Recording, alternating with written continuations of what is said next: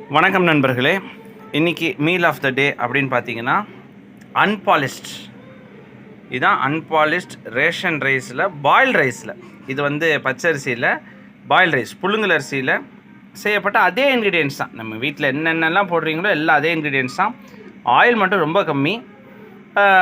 Non veg கிடையாது, vegetables போட்டிருக்கு. Carrot பார்க்கலாம் நீங்கள், உருளைக்கிழங்கு, இது மாதிரி கூட கேரட் பொரியல்.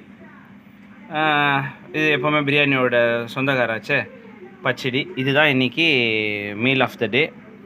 ஸோ இது வந்து ரொம்ப பிரசித்தியாக இந்த நிறைய ஆயிலெலாம் இல்லாமல் லோ ஸ்பைசஸ் போட்டு செய்யப்பட்டது. காய்கறிகள் நிறைய சேர்த்துக்கங்க.